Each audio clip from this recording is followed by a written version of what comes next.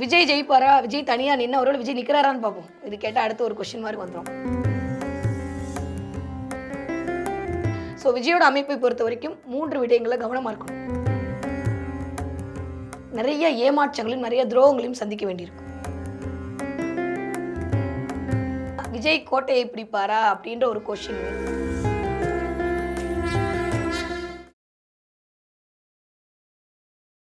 ஜோதிடம் பற்றி தான் இன்றைக்கி நம்ம பேச போகிறோம். ஜோதிடத்திலும் பார்த்தீங்கன்னா 2 இன்ட்ரெஸ்டிங்கான ஃபேக்ட் இருக்குது இல்லையா? ஜோதிடம்னா என்ன நினைப்போம், என்ன நடக்க போகுது அப்படின்றத தெரிஞ்சுக்கிற ஆர்வத்தில் ஜோதிடத்தில் எல்லாருக்குமே ஒரு ஈடுபாடு இருக்குது இல்லையா? அதே மாதிரி இன்னொரு செக்மெண்ட் இருக்குது, அதான் அரசியல். அரசியலில் யார் வரப்போகிறா? 2026 வந்து ஏன் எல்லாருக்கும் எல்லாருமே எதிர்பார்க்குற வருஷமாக இருக்குது அப்படின்னு பார்த்தீங்கன்னா, நம்மளுடைய தமிழ்நாட்டில் அரசியல் களம் 2026 தான் நடக்க போகுது இல்லையா? எலெக்ஷன் வரப்போகுது. எலெக்ஷனில் யார் ஜெயிக்க போகிறா அப்படின்ற ஒரு முக்கியமான பாயிண்ட்டும் வந்து 2026 ஜோதிடத்தில் எல்லாரும் எதிர்பார்ப்பாங்க. அந்த வகையில் இன்னைக்கு அரசியல் ஆன்மீகம் 2மே நம்ம பேச போகிறோம். நம்ம கூட பிரபல ஜோதிட வல்லுனர் வித்யா கார்த்திக் இணைஞ்சிருக்காங்க. இப்போது ஒரு சில இண்டஸ்ட்ரி இருக்குது இல்லையா, அதில் வந்து பெண்கள் வந்து கொஞ்சம் குறைவாக இருப்பாங்க. அந்த மாதிரியான ஒரு செக்மெண்ட்டாக வந்து ஜோதிடம் அப்படின்ற ஒரு செக்மெண்ட்டும். இதில் வந்து நிறைய பேர் வந்து நீங்கள் ஒரு டாக் ஷோ ஆகட்டும் எது பார்த்தாலும் நிறைய ஆண்கள் இருப்பாங்க. பெண்கள் வந்து ஒரு அவ்வளோ ஃப்ரீயாக வந்து பேச மாட்டாங்க இல்லையா? அந்த மாதிரி ஒரு களத்தில் தனக்கான ஒரு இடத்த பதிச்சிருக்க ஒரு ஜோதிடர் தான் இன்றைக்கி நம்ம பார்க்க போகிறோம். அவங்க தான் வித்யா கார்த்திக். வித்யா கார்த்திக் கிட்ட 2026 எல்லாருக்கும் எப்படி இருக்குது, அரசியல் தலைவர்களுக்கு ஆளுமைகளுக்கு எப்படி இருக்குது அப்படின்றத கேட்டு தெரிஞ்சுக்கலாம். வாங்க நிகழ்ச்சிக்கு போகலாம். இப்போ வந்து பார்த்தீங்கன்னா இந்த கட்சி வந்ததுனால 2026 தேர்தல்களும் சூடு பிடிச்சிருக்கு அப்படின்னு சொல்லலாம் இல்லையா? ரொம்ப மாற்றங்கள் மக்கள் நிறைய எதிர்பார்க்குறாங்க. இல்லை இது வந்து ஒரு அன்எக்ஸ்பெக்டட் ட்விஸ்ட்டு தான் இல்லையா? சடனாக ஒரு பெரிய மாறுதல் அரசியலில் அப்படி நடந்திருக்கு. இந்த கட்சி கண்டுபிடிச்சிருப்பீங்கன்னு நினைக்கிறேன், புதிய கட்சி இல்லையா? தாவேகா கட்சி பற்றி தான் பேசுகிறேன். தாவேகா கட்சி தலைவர் திரு விஜய் அவர்களுக்கு விஜயம் இருக்குமா 2026 தேர்தல்? இங்கே நான் சொல்லணுமா என்ன? சரி, நான் ஒரு ஃபேனா? வேணாம், அதுவும் பிரச்சனை வரும். இருந்தாலும் சொல்கிறேன். நான் வந்து இந்த இடத்துல ஒரு ஜோதிடராக உட்காந்துருக்கும் போது நீங்கள் கேட்டீங்க இது வந்து புதுசாக வந்துச்சுன்னு. ஒரு ஒரு ஒரு மனுஷன் எல்லாத்தையும் விட்டுட்டு ஒரு இடத்துக்குள்ளே வரணுன்றது இன்றைக்கி நேற்று எடுத்த டிசிஷனாக இருக்குமா? அது ரொம்ப நாளாக அலசி ஆராய்ச்சி பண்ணக்கூடிய விஷயமா இருக்கும். நான் சிம்பிளாக ஜோதிட ரீதியாக ஒரு கேள்விக்கு வரேன். நீங்கள் கேட்டோன்னே திடீர்னு வந்துட்டாரு, ஓகே அடுத்து அவர் நடிப்பாரா? நிறைய கேள்வி இருக்கும் மக்களுக்கு. திடீர்னு அவர் அரசியல் இருப்பால, நடிப்பாரா? எங்களுக்கு நடிகராக இருக்கிற விஜய் தான் ரொம்ப பிடிச்சிருக்கு, ஈவன் தோமி எல்லாருக்குமே அதுதான் பிடிக்குன்ற போது, ஏன்னா அரசியல் வந்து அவர் இன்னும் மக்களை ஒரு ஒரு ஒரு ஆளுமை வாங்கி ஒரு எம்எல்ஏவாகி இல்லை ஒரு மினிஸ்டர் ஆகி அவர் மக்களோடு எப்படி அவர் இணங்கி இருக்காருன்னு தெரியல. பட் ஆனால் ஒரு ஹீரோவாக மக்களுக்குள்ளே இறங்கியிருக்காரு, சேர் போட்டு உட்காந்துருக்காரு, அசைக்க கூட முடியல, ஃபெவிகாலோட ஒட்டியிருக்காரு. ஸோ அதனால் இந்த நேரத்தில் அவர் இந்த களம் இன்னும் காணவே இல்லை. நிறைய எக்ஸ்பெக்டேஷன். இந்த பக்கம் அவங்க வெறும் ஒரு சினிமா நடிகர் தானே, சினிமா பார்க்குற கூட்டம் தான், அந்த மாதிரி நான் ஃபேன்ஸ் கிளப் தான் சொல்லக்கூடிய ஒரு கூட்டம். இந்த பக்கம் இல்லை நீயாவது ஏதாவது எனக்கு பண்ணிட மாட்டியா, என் வாழ்க்கை விடிஞ்சதான்னு சொல்லி ஏங்கிட்டு இருக்கக்கூடிய மக்களுடைய ஒரு கூட்டம். இந்த மாதிரியான அமைப்பாக தான் இருக்குது. ஆனால் ஜாதக ரீதியாக எடுத்து பார்த்தோன்னா மோடி ஐயாக்கு எப்படி இருந்ததோ அதில் ஒரு பகுதி விஜய்க்கு இருக்குது. நீச்ச பங்க ராஜயோகம்னு சொல்லுவாங்க. எப்பயுமே கடகத்தில் ஒரு பிளானட் இருந்ததுன்னா, கடகம் அப்படின்னு போட்டால் இசிக்கோல்ட்டு போட்டிங்கன்னா ஊருக்கு உழைத்தல்னு அர்த்தம். ஏன்னா சந்திரனோட வீடு, சந்திரன் எப்படி டெய்லி எல்லா இடத்தையும் சுற்றி வர நம்மளும் பார்க்குறோம். சந்திரன் சூரியனோட காம்பினேஷன் இல்லாமல் யாராலும் அரசியலுக்குள்ளே போக முடியாது. நீங்கள் அண்ணாவை எடுத்துக்கலாம், நீங்கள் கலைஞர் ஐயாவை எடுத்துக்கலாம், அம்மாவை எடுத்துக்கலாம், இப்போ அண்ணாமலை சாரை கூட எடுங்க. ஆல்மோஸ்ட் ஐபிஎஸ் இருந்து ஒரு இடத்த விட்டுட்டு இப்போ அரசியலுக்குள்ளே வந்தார். விஜயும் அதே மாதிரி அதே கடகராசி தான், ஆல்மோஸ்ட் சினிமா துறையை விட்டுட்டு இதுக்குள்ளே வந்திருக்காரு. அப்போ கடகம் அப்படின்னாலே அது பலகால் ராசி, அது ஒரு வேலை மட்டும் பண்ணாது, நிறைய வேலைகள் பண்ணும். அப்படின்ற அமைப்பில் விஜயுடைய ஜாதகம் இந்த தடவை ரொம்ப ஸ்ட்ராங்காக இருக்குது. விஜய் ஜெயிக்கிறதுக்கு வாய்ப்பு இருக்கா? விஜய் ஜெயிக்கிறதுக்கு வாய்ப்பு இருக்குது அவருடைய ஜாதகப்படி. ஆனால் விஜய் கோட்டையை பிடிப்பாரா அப்படின்ற ஒரு கொஷின் அவருடைய தசாபுதியை பொறுத்து 2030 சிங்களாக கோட்டையை பிடிக்கும். அதுக்கு முன்னாடி வரைக்கும் கூட்டணியோடு இருந்தால் வலுப்பெறும். புரிஞ்சிருச்சா? அவ்வளோதான். ஏன்னா எல்லாமே புதுசாக இருக்கும்போது எங்களுக்கு ஒரு தேவை. இதில் நம்ம தனியாக அவரோட ஜாதகத்தை மட்டும் நம்ம எடுத்து வச்சு பார்த்தோம் அப்படின்னா நிறைய ஏமாற்றங்களையும் நிறைய துரோகங்களையும் சந்திக்க வேண்டியிருக்கும். இந்த 12ஆம் இடத்துல இருக்கக்கூடிய குரு இப்போது போயிருக்கக்கூடிய பொசிஷன் வக்ரமாகவும் ஆயிருக்காரு. நிறையா சில விஷயங்கள் நம்மளுமே பார்த்துருப்போம், நடக்கக்கூடாத விஷயங்களும் நடந்திருக்கும். ஸோ விஜயை பொறுத்த வரைக்கும் கூட இருக்கவங்களுடைய பேச்சை கேட்குறதுல கவனமாக இருக்கணும். நீங்கள் யாரை கூட்டணி வச்சுக்கிறீங்கன்றதுல கவனமாக இருக்கணும், கூட இருக்கவங்களுடைய பேச்சை கேட்குறதுல கவனமாக இருக்கணும். அதே மாதிரி இந்த 4ஆம் இடம்ன்றது தன்னை வெளிப்படுத்துதல்னு நான் சொன்னேன். விஜய் தன்னை வெளிப்படுத்தி மக்களோட மக்களாக வந்து பேசி செஞ்சு அதுக்கப்புறம் தான் தெரியும் யார் எலெக்ஷனுக்கு நிற்க போகிறாங்கன்னு தெரியல. இப்போ தான் வாக்காளர் அட்டையிலேருந்து எல்லாமே போயிட்டுருக்கு. இது வந்து ஒரு ப்ராசஸ். ஆனால் இந்த ஒரு தடவையோட விஜய் இருப்பாரா? இருக்க மாட்டார். எப்படி நான் சொன்ன மாதிரி ஏடிஎம்கே டிஎம்கே ரொம்ப நாள் நிலைச்சு நிற்கக்கூடிய ஒரு தன்மையாக இருக்கோ, பேர் சொல்லக்கூடிய தன்மையாக இருக்கோ, அந்த அளவுக்கு டிவிக்கே இருக்கும். நீங்கள் மற்ற கட்சிகள் மாதிரி அப்படி கொஞ்சம் கொஞ்சமாக வந்து நாங்களும் ஒரு 10 சீட்டு வந்தால் நாங்கள் அடிப்போம், 200 சீட்டு அடிப்போம்னு சொல்கிற அளவுக்கு தான் அந்த கட்சியோட அமைப்பு இருக்கும். ஏன்னா அதை பற்றி நான் நிறைய சொல்லியிருக்கேன். சந்தாஷ்டமத்து இன்றைக்கி கொடி வெளியிட்டார், அதை பற்றி நிறையவே நான் பேசியிருக்கேன். ஸோ விஜயோட அமைப்பை பொறுத்த வரைக்கும் 3 விடயங்களில் கவனமாக இருக்கணும்.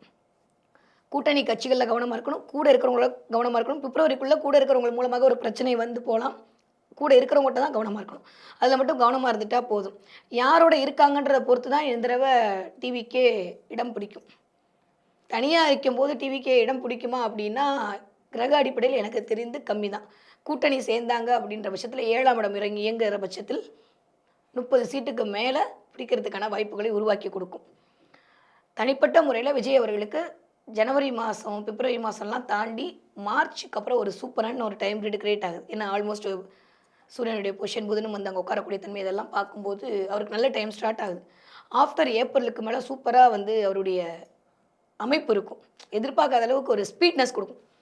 ஏன்னா அந்த ராகு அதை வந்து இயக்கி காட்டுவார். அப்படின்ற போது விஜய் ஜெயிப்பாரா, விஜய் தனியாக நின்று அவரோட விஜய் நிற்கிறாரான்னு பார்ப்போம். இது கேட்டால் அடுத்து ஒரு கொஸ்டின் மார்க் வந்துடும். சரி, நான் வந்து பப்ளிக்காக எல்லாம் சொல்லிட்டு அப்புறம் அங்கேருந்து பிரம்மா என் கழுத்தை பிடிச்சி அடிப்பான், உன்னை பிரபஞ்சத்தெல்லாம் சொல்ல சொன்னேன்னா அப்படி முதல்ல விஜய் எலெக்ஷனில் நிற்கிறாரான்னு பார்ப்போம். ஏன்னா இப்படி சொல்லி விஜய் கட்சி நிற்கிறது இருக்கட்டும். நான் திரும்பவும் சொல்கிற மாதிரி அரசியல் எது வேணாலும் நடக்கலாம். அவருக்கான ஆளுமை இந்த கட்சியை வலுப்படுத்தும். அவர் நிற்கிறதும் நிற்காததும் அவருடைய கிரக அமைப்புன்றது நான் சொன்ன மாதிரி ஒரு நாளில் என்ன வேணால் மாறிடலாம். கட்சி டேட் எலெக்ஷன் டேட் அனௌன்ஸ் செஞ்சு இப்போ வரைக்கும் வந்தால் தான் நம்ம தாக்கலே பண்ண போகிறோம். அப்போ அந்த டேட் அவருக்கு சாதகமாக இருக்கிற பட்சத்தில் நிறைய அஸ்ட்ராலஜர் அவருக்கு சொல்கிற பட்சத்தில் அவர் எலெக்ஷனில் நிற்பார். இல்லாட்டி அது எகெயின் ஒரு மாதிரி இந்த ஒரு 3 மாதங்கள் கொஞ்சம் கவனமாக தான் விஜய் ஹேண்டில் பண்ண வேண்டிய அமைப்பாக இருக்கே தவிர மற்றபடி ஒன்றும் நெகட்டிவாக இல்லை. பட் டிவிக்கே இந்த அளவுக்கு மாஸ் காட்டும் இந்த தடவை, அதில் எந்த வித மாற்று கருத்தும் கிடையாது. கூட்டணியிலையும் இருப்பாங்க. கூட்டணி வச்சா நல்லதுன்னு நான் சொல்கிறேன். கூட்டணி இருப்பாங்கலாம் நான் சொல்லலை, நான் இன்னும் கேட்டு சொல்கிறேன். அதனால் கூட்டணி வச்சா நல்லது. ஏன்னா கடகம் அப்படின்னாலே கடகத்தால் தனியாக இயங்க முடியாதுங்க. நான் திரும்ப ஒரு குவாலிட்டி விஷயத்தை சொல்கிறேன். இப்போ நீங்கள் எப்படின்னு உங்களுக்கு ஒரு குவாலிட்டி இருக்கும், நான் எப்படின்னு எனக்கு ஒரு குவாலிட்டி இருக்கும். அந்த மாதிரி ஒவ்வொரு ராசிக்கும் ஒவ்வொரு குவாலிட்டி இருக்குது. அதை பேஸ் பண்ணி தான் அவங்களுடைய ஆக்டிவிட்டி இருக்கும். அந்த அடிப்படையில் விஜயோடைய ஜாதகம் கடக ராசியாக இருக்கனால கடகத்திற்கால் தனியாக இயங்க முடியாது என்கிற தன்மையில் பல பேரோட சேரும்போது, இல்லை தனக்கு நம்பிக்கையான ஒரு ஆளோட சேரும்போது, நீங்கள் யார் வேணால் எடுத்துக்கோங்க, உங்களுக்கு தெரிஞ்ச கடகராசியாக இருந்தால் கூட ஹோட்டல் போகும்போது 4 பேரை கூப்பிட்டு போவாங்க. இது அவங்களோட பேசிக் குவாலிஃபிகேஷன், புரியுதா? குவாலிட்டி அதுதான். தனியாக வந்து அவங்களால வந்து அதே சிம்மராசிக்காரங்க போய் தனியாக உட்காந்துப்பாங்க, சிங்கம் அப்படி தாண்டா அப்படி. ஏன்னா ஒவ்வொரு ராசிக்கும் ஒவ்வொரு குவாலிட்டி இருக்கிற மாதிரி இந்த கடகத்துக்கு சேரும்போது யோகத்தை கொடுக்கும் என்கிற அமைப்பில் விஜய் அவர்கள் சேர்ந்தார்களே ஆனால் யோகத்தை கொடுக்கும். சேர்றதும் சேராதும் விஜயோட பிரச்சனை, ராகுக்கு எது பிரச்சனை, சனியோட பிரச்சனை. ஓகே, நம்மளுக்கு எந்த பிரச்சனையும் இல்லை. கண்டிப்பாக விஜய் நல்லது பண்ணுவார். அவர் ஆட்சிக்கு வந்தாலும் சரி வராட்டி சரி, வர்றதுக்கு முன்னாடி நிறைய நல்லது பண்ணிட்டு இருக்கார் இப்போ வரைக்கும். நான் திரும்ப சொல்கிற மாதிரி ஒரு தலைவன் உருவாகுது என்பது வந்து இன்னைக்கு நேற்று நடக்கிற விஷயம் இல்லை. ஆல்மோஸ்ட் ஒரு நீங்கள் உங்களுக்கு நான் வந்து ரொம்ப சூச்சகமாக சொல்லணும், ஒரு 10 வருஷத்துக்கு முன்னாடி எடுத்த படத்தை பார்த்தாலே அரசியல் என்ட்ரி அவர் இன்டெரக்டாக காட்டியிருப்பார் எல்லா படத்துலையும். கரெக்ட். வந்து அதுலேயே அவர் சொல்ல ஆரம்பிக்கிறார், நான் வரப்போகிறேன். அப்போ இருந்தே அவருக்கான அந்த இது இருக்கும். அதை தாண்டியும் அவருக்கான யோகம் என்பது இன்டெரக்டான ஒரு சன்னியாசி யோகம். சன்னியாசி யோகம்னு உடனே வீட்டை விரிச்சு வருது அப்படி இல்லை, நல்லது பண்ணுற யோகம். அப்போ 4 பேருக்கு நல்லது தான் பண்ணுவார் என்ற அடிப்படையில் கண்டிப்பாக ஒரு காமராஜர் மாதிரி ஒரு எம்ஜிஆர் மாதிரி விஜய் அவர்கள் மிகப்பெரிய நல்லவைகளை நாட்டுக்கு பண்ணுவார். மினிஸ்டராக இருந்தாலும் பண்ணுவார், மினிஸ்டராக இல்லாட்டியும் பண்ணுவார்.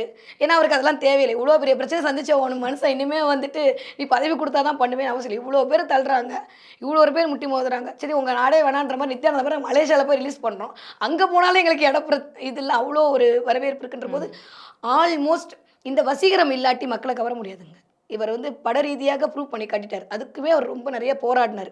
அப்போ விஜயோட ஜாதகம் நீச்ச பங்க ராஜயோகம் என்பது நின்று நிதானமாக ஒரு யோகத்தை தரக்கூடியது. கிளியர்? அப்போ நின்று நிதானமாக அவர் ஜெயிக்கிறதுக்கான வாய்ப்பு இருக்கே தவிர இந்த 2026 வந்து விஜய் வந்து எதிர்க்கட்சி தலைவராக வந்து விடுவாரா அப்படின்னு ஒரு கேள்வியை நீங்கள் கேட்டீங்க, இல்லை அந்த எக்ஸ்பெக்டேஷனோடு இருந்தீங்க அப்படின்னா 2030 வரைக்கும் வெயிட் பண்ணுங்கள். 2030 அதுக்கு வாய்ப்பு இருக்குது. ஏன்னா அந்த அடுத்து வரக்கூடிய அந்த திசை பறக்கக்கூடிய செவ்வாய் திசை குரு திசை இதெல்லாம் அடிப்படையில் வைத்து பார்க்கும்போது அவருக்கு 2030 ஒரு வாய்ப்பு இருக்கிறதே தவிர இப்போ கொஞ்சம் அவர் உடம்பையும் அவருடைய ஹெல்த்தையும் அவர் கூட இருக்கிறவங்களையும் நம்புறவங்களையும் பார்த்துக்கிட்டா போதும். ஓகே. மக்களை மட்டும் நம்பினா போதும். கூட்டணி வந்து நீங்கள் சொன்னீங்க இல்லையா, கூட்டணி வச்சா ஜெயிப்பார், கிரக நிலைகள் படி சொல்கிறீங்க, கடகராசி தனியாக போகாது, அதனால ஆட்கள் தேவை. இதனால் நான் இந்த கேள்வியை வைக்கிறேன். இப்போ வந்து பார்த்தீங்கன்னா காங்கிரஸும் டிஎம்கேவும் ரொம்ப ரொம்ப நாள் அலையன்ஸ் இல்லையா, அப்போ இல்லை, ரொம்ப நாளாகவே ஸ்ட்ராங்காக இருக்க அலையன்ஸ். காங்கிரஸ்க்கு 2026 கட்சி மாறுறதுக்கு இல்லை இந்த கூட்டணியை மாறுறதுக்கான வாய்ப்பு இருக்கா காங்கிரஸ் கட்சிக்கு? சூப்பர் கேள்வி இல்லை, எதிர்பார்த்தேன். என்னடா இன்னும் வரலையே. நான் திரும்பவும் சொல்கிறேன், தமிழ்நாட்டுக்காரங்க வேறு மாதிரி. நீங்கள் அங்கே இருக்கிற ஆளுகளை வச்சு இங்கே இருக்கிற ஆளுகளை எடை போடக்கூடாது. ஓகே, இங்கே இருந்தாலும் நாங்கள் தமிழ்நாட்டுக்காரங்க தனியாகவே உருவாக்கிடுவோம்.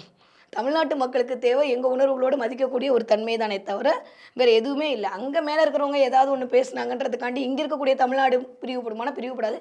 கண்டிப்பாக காங்கிரஸ் மு.க. ஸ்டாலின் ஐயாவுடைய கூட்டணியில் தான் இருக்கும். அதாவது டிஎம்கே கூட்டணியில் தான் இருக்கும். அது பிரிவதற்கான வாய்ப்பு இல்லை. இது என்னுடைய கணிப்பு முறை.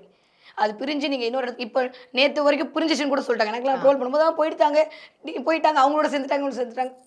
கண்டிப்பாக முஸ்லீம் லீக் ஆகட்டும், காங்கிரஸ் ஆகட்டும், டிஎம்கேவோட அந்த கட்சி சார்ந்து பயணப்படுவார்கள், இந்த தேர்தலை எதிர்கொள்வார்கள். ஆனால் என்ன ஒரு டிமாண்ட் வைப்பாங்க, எங்களுக்கு நிறைய சீட் வேணுன்ற டிமாண்ட் வரும். அதை வந்து முதலமைச்சர் எப்படி ஃபேஸ் பண்ண போகிறான்றது அவரோட தனித்திறமை அடங்கியிருக்கிறது.